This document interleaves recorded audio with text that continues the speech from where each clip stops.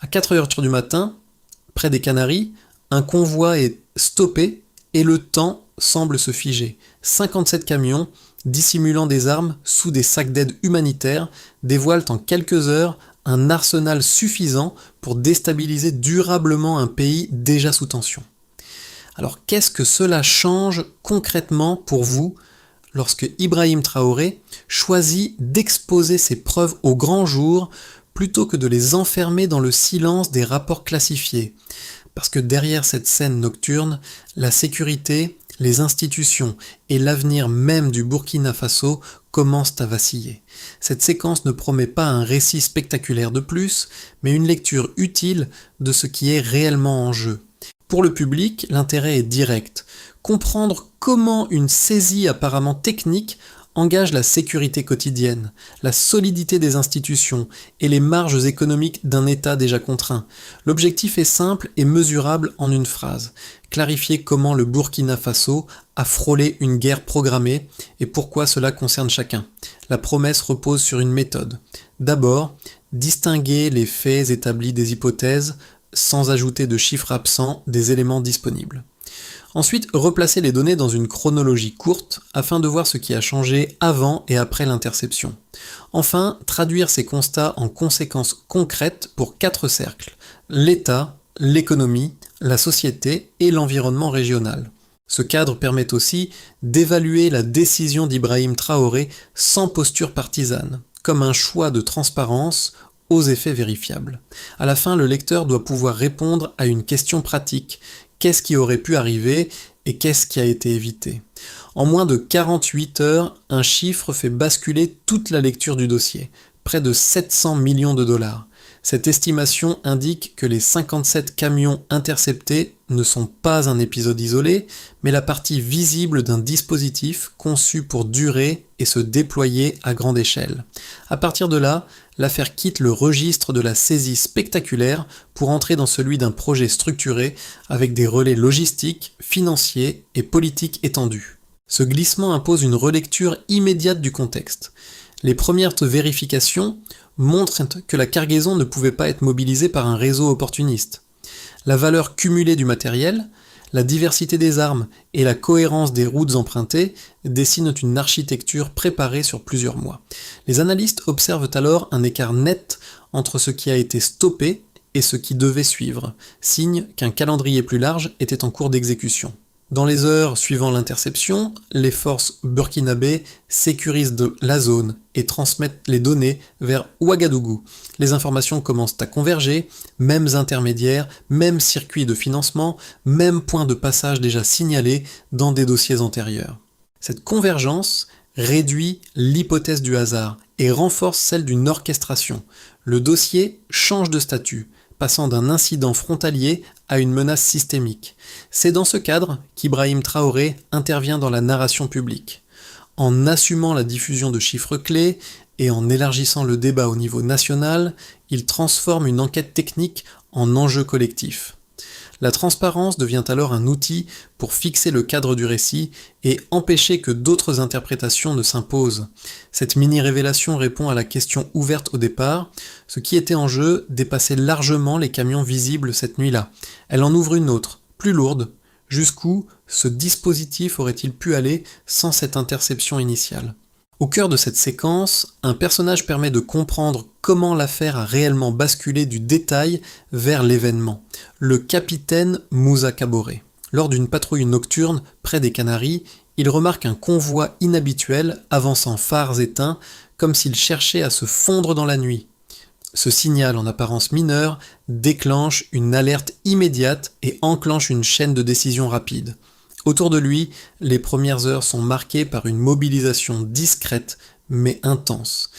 Des agents du renseignement, des techniciens balistiques et des officiers de terrain sécurisent la zone, interrogent les chauffeurs et commencent l'inventaire.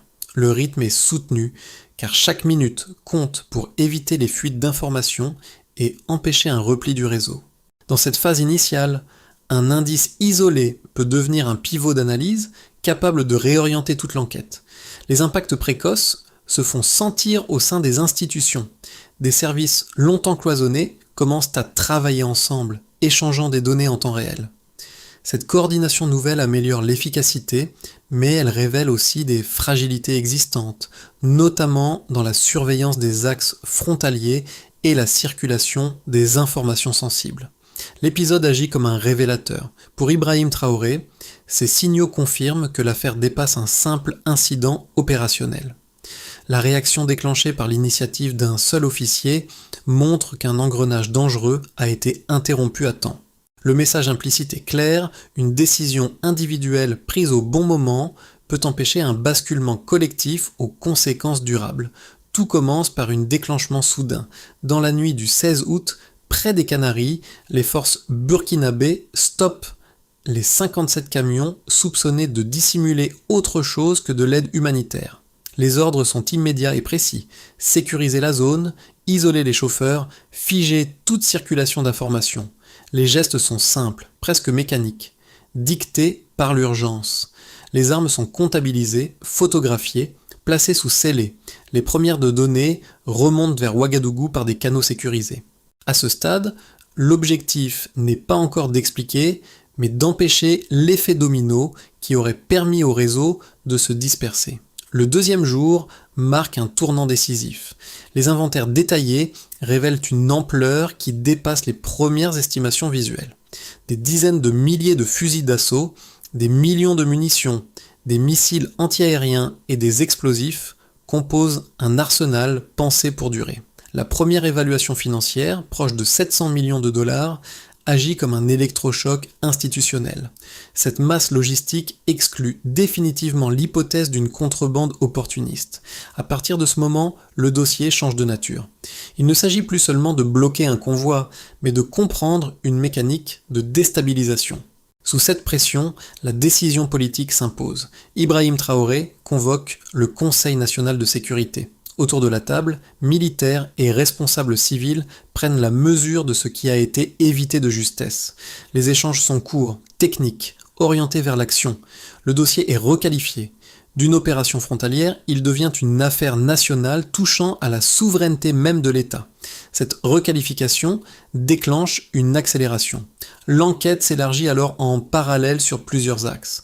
Des cellules spécialisées sont mises en place pour tracer les flux financiers, cartographier les routes logistiques et interroger de manière ciblée les personnes arrêtées. Les trajets empruntés par les camions sont comparés à d'autres mouvements suspects observés les mois précédents. Peu à peu, les recoupements dessinent une cohérence troublante entre armes, financement et intermédiaires. Puis survient un moment charnière. Un suspect évoque l'existence d'entrepôts prêts à recevoir la cargaison dans la capitale. Cette information transforme l'enquête en opération coordonnée à l'échelle nationale. La phase d'écho s'enclenche au 5e jour. À l'aube, des perquisitions simultanées sont menées à Ouagadougou. En quelques heures, plusieurs caches sont découvertes, contenant du matériel supplémentaire et des équipements de communication militaire. Les documents saisis mentionnent des sociétés écrans et des relais extérieurs. L'affaire quitte définitivement le cercle restreint des spécialistes pour entrer dans l'espace public. Face à cette exposition, un choix stratégique est assumé, rendre visibles les preuves et fixer le cadre du récit. Ce qui devait rester dans l'ombre devient un signal adressé à l'intérieur comme à l'extérieur du pays. Chaque étape, de l'activation initiale à la résonance publique, réduit la marge de manœuvre des acteurs hostiles. Sans cette succession rapide de décisions, le basculement aurait pu devenir irréversible. Au départ, la base de lecture est limitée à ce qui est visible dans les 57 camions interceptés. Pris isolément, cet ensemble constitue déjà une saisie majeure, mais il ne permet pas encore de mesurer l'architecture globale du projet. L'écart apparaît lorsque les analystes comparent ce volume initial aux données consolidées issues des inventaires détaillés et des recoupements logistiques. Ce passage de la base au delta change la compréhension. Ce qui a été stoppé n'était qu'une fraction d'un dispositif conçu pour fonctionner dans la durée. Un premier chiffre structure toute l'analyse, 25 000 fusils d'assaut de type AK-47. Cette quantité correspond à l'équipement complet de plusieurs unités organisées et non à une force improvisée. Sur le plan opérationnel, cela implique une capacité de déploiement immédiate et soutenue. La comparaison avec des affrontements récents dans la région montre qu'un tel volume, permet de maintenir la pression sur le terrain pendant des mois. L'écart entre une action ponctuelle et une campagne prolongée devient alors évident. Un second indicateur confirme cette lecture. 13 millions de cartouches. Ce chiffre dépasse largement les besoins d'une démonstration de force ou d'un affrontement bref. Chaque munition suppose des flux financiers constants, des chaînes d'approvisionnement sécurisées et des relais capables d'assurer la continuité. En termes simples, cela révèle une intention de durée. La violence envisagée n'était pas un choc unique, mais un processus pensé pour s'inscrire dans le temps. Le troisième élément chiffré achève de changer l'échelle. Une estimation financière proche de 700 millions de dollars. Un tel montant situe l'opération parmi les entreprises clandestines les plus coûteuses observées dans la région. La comparaison entre les sommes déjà engagées et la valeur totale projetée indique que le convoi intercepté correspondait à une étape intermédiaire d'un calendrier plus vaste. Le delta entre ce qui a été saisi et ce qui était prévu souligne l'ampleur du projet. À partir de ces données, les équipes mandatées appliquent une méthodologie médico-légale rigoureuse. Les numéros de série, parfois partiellement altérés, sont restaurés puis comparés à des bases utilisées dans d'autres zones de conflit. Les résultats dessinent une stratification géographique cohérente des stocks issus de théâtres de guerre actifs réinjectés via des hubs intermédiaires avant d'être redirigés vers le Sahel sous couvert humanitaire. Ce schéma suppose non seulement des moyens financiers, mais aussi des complicités multiples. L'analyse des flux financiers confirme cette architecture. Les transferts observés sur plusieurs mois révèlent une triangulation entre sociétés écrans, fondations fictives et comptes dissimulés. Pris ensemble, ces chiffres ne racontent pas seulement une accumulation d'armes, ils mesurent la précision d'un projet calibré pour franchir un seuil critique. Dans ce contexte, la décision d'Ibrahim Traoré de rendre publics ces éléments transforme des données techniques en signal politique mesurable. La conclusion quantitative est sobre mais lourde. Sans l'interception initiale, la capacité de nuisance aurait dépassé de loin ce qui était visible au premier regard. Les chiffres ne décrivent pas un hasard, mais la logique d'une orchestration. Deux critiques structurées émergent rapidement dans le débat public, chacune cherchant à relativiser la portée des révélations. La première avance que l'opération pourrait relever d'une mise en scène politique. Selon cette lecture, la circulation d'armes dans le Sahel est ancienne et diffuse. La présence de matériel provenant de Libye, du Yémen ou d'Europe de l'Est ne prouverait donc pas à elle seule l'existence d'un projet coordonné. Les partisans de cette thèse estiment que l'interception des camions aurait été amplifiée pour renforcer la position du pouvoir en place et détourner l'attention de difficultés économiques persistantes. La seconde critique adopte un angle plus technique. Elle soutient que la fragmentation des cargaisons affaiblit l'hypothèse d'une orchestration centrale. Les réseaux de contrebande, rappellent ces analystes, fonctionnent souvent par opportunité locale, sans direction unique. Dans ce cadre, la convergence de flux hétérogènes vers une même région pourrait relever d'un hasard logistique plutôt que d'un plan structuré visant une déstabilisation politique. Cette prudence méthodologique appelle à ne pas confondre corrélation et intention. Présentées dans leur forme la plus rigoureuse, ces critiques remplissent une fonction utile.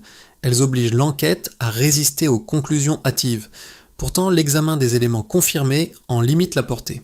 Les données balistiques montrent que plusieurs armes interceptées ont été reconditionnées après usage dans d'autres conflits, ce qui exclut une simple juxtaposition fortuite de stock. De plus, les documents et communications saisis révèlent des liaisons répétées entre intermédiaires financiers, logisticiens et acteurs diplomatiques, indiquant une coordination réelle plutôt qu'un assemblage aléatoire. L'argument de la fragmentation se heurte également à la régularité des flux observés. Ceux-ci sont fractionnés pour échapper au contrôle, mais synchronisés dans le temps et cohérents dans leurs itinéraires. Ce type de schéma correspond à une stratégie délibérée.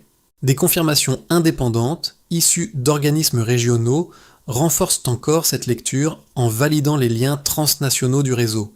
Dans ce contexte, la confrontation entre critique et preuve ne fragilise pas le dossier.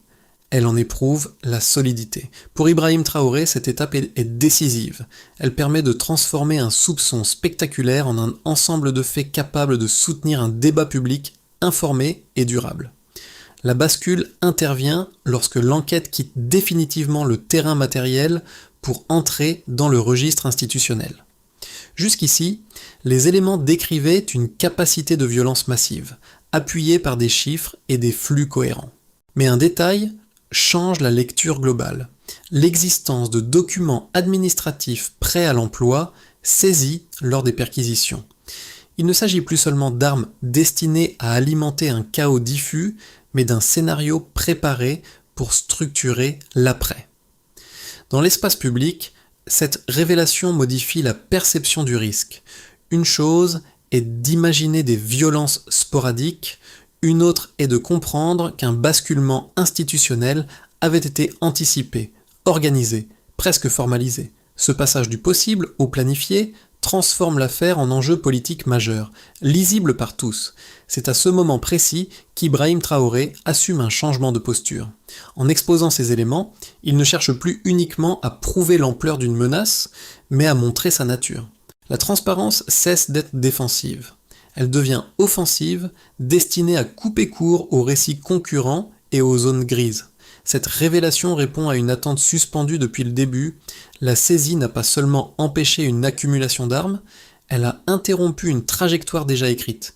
Et elle ouvre une question plus lourde encore qui guidera la suite. Que se passe-t-il lorsqu'un tel scénario est stoppé juste avant son déclenchement ? Les effets de cette affaire se déploient d'abord au niveau de l'État. La saisie des camions et les révélations successives entraînent une réorganisation immédiate des priorités sécuritaires. Les frontières y sont renforcées, les unités redéployées et les services longtemps cloisonnés adoptent des circuits de coordination plus rapides. Cette dynamique réduit certains angles morts et permet de neutraliser des filières dormantes. Sous l'impulsion d'Ibrahim Traoré, la transparence devient un outil de cohésion interne, autant qu'un signal adressé aux acteurs hostiles. L'État sort éprouvé, mais doté de mécanismes plus lisibles et plus réactifs. Sur le plan économique, les conséquences sont plus ambivalentes. À court terme, l'exposition publique du dossier génère des tensions visibles, incertitude sur les échanges, pression diplomatique et nervosité des acteurs locaux. Certains investissements sont différés et la confiance se fragilise temporairement, mais cette phase est suivie d'un réalignement progressif. De nouveaux partenaires proposent des coopérations alternatives, notamment dans les domaines de la sécurité et de certaines industries stratégiques. L'économie n'échappe pas aux secousses, mais elle découvre des marges de diversification qui n'étaient pas pleinement exploitées auparavant. Pour la société civile, l'impact est plus diffus, mais profond. Dans les villes comme dans les zones rurales, l'événement est perçu comme la preuve qu'un basculement majeur a été évité de justesse. Les discussions se multiplient dans les écoles, les marchés et les médias communautaires. Cette séquence nourrit un sentiment de vigilance collective et renforce l'idée que la souveraineté ne relève pas d'un discours abstrait mais de décisions concrètes. Les forces de sécurité, longtemps critiquées, bénéficient d'une reconnaissance accrue, tandis que les citoyens s'approprient le récit comme un moment charnière de l'histoire récente. À l'échelle régionale, l'effet de propagation est immédiat. Les pays voisins renforcent la surveillance de leurs corridors commerciaux et intensifient l'échange d'informations. Plusieurs réseaux de contrebande sont démantelés à la suite de ces coopérations accrues. Dans les instances africaines, le cas du Burkina Faso est cité comme un précédent illustrant la capacité d'un État à interrompre une mécanique de déstabilisation transnationale. Cette évolution reconfigure les équilibres diplomatiques et accentue les lignes de fracture entre modèles de sécurité concurrents. Pris ensemble, ces 4 niveaux montrent que l'affaire dépasse largement l'interception initiale. Elle redéfinit les rapports entre institutions, économie, société et région. Pour Ibrahim Traoré, l'enjeu n'est plus seulement d'avoir évité une crise, mais de transformer ce choc en stabilité durable sans perdre l'élan créé par l'événement. À partir des éléments établis et des réactions observées, 3 trajectoires cohérentes se dessinent pour les mois à venir. Elles ne fixent pas de probabilité, elles offrent des cadres de lecture pour comprendre comment les décisions successives peuvent orienter l'évolution du pays. Dans un scénario de continuité, le Burkina Faso consolide progressivement les acquis immédiats. Les procédures judiciaires avancent à un rythme maîtrisé, appuyé par les documents saisis et des chaînes de preuves désormais stabilisées. Les mesures de sécurisation des frontières restent élevées, mais s'inscrivent dans une routine institutionnelle. Sur le plan diplomatique, le pays maintient des équilibres prudents, sans rupture majeure. L'économie, après une phase d'ajustement, retrouve un point d'équilibre relatif. Cette trajectoire privilégie la gestion du risque et la préservation de ce qui a été évité sans transformation profonde. Un scénario plus favorable repose sur une conversion active de la crise en levier de transformation. Les autorités parviennent à capitaliser sur l'élan sécuritaire pour lancer des réformes visibles, notamment dans la coordination institutionnelle et la transparence des flux financiers. La coopération régionale s'intensifie et se formalise autour de mécanismes communs de prévention. Cette dynamique améliore la crédibilité extérieure du pays et attire des partenariats plus ciblés. Dans ce cadre, la stabilité n'est plus seulement défensive, elle devient structurante, car elle produit des bénéfices mesurables au-delà du champ sécuritaire. Un scénario plus contraint ne peut toutefois être écarté. Les pressions géopolitiques s'accentuent, certaines puissances réagissent par des mesures indirectes, diplomatiques ou informationnelles. L'économie subit de nouvelles tensions et la cohésion intérieure est mise à l'épreuve par des récits concurrents cherchant à relativiser ou à discréditer les faits établis. Des tentatives de déstabilisation émergent par d'autres canaux, moins visibles mais persistants. Même dans ce cas, le précédent créé par l'opération limite les marges d'action des acteurs hostiles, car les mécanismes de vigilance ont été renforcés. Face à ces trois scénarios, une recommandation de lecture s'impose.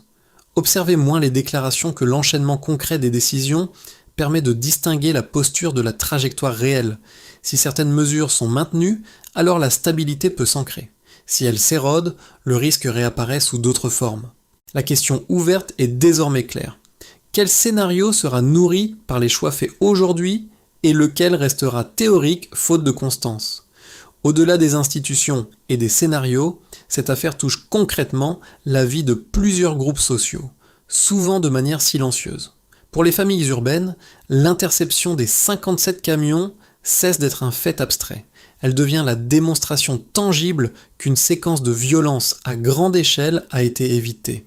Dans les quartiers, les marchés et les écoles, la discussion se recentre sur une idée simple. La sécurité quotidienne dépend aussi de décisions prises loin des regards, mais dont les effets sont immédiats. Pour les jeunes, l'épisode agit comme un déclencheur symbolique. Dans les lycées et les universités, il alimente des débats sur la souveraineté, l'autonomie et la responsabilité collective. Certains y voient une confirmation que les trajectoires nationales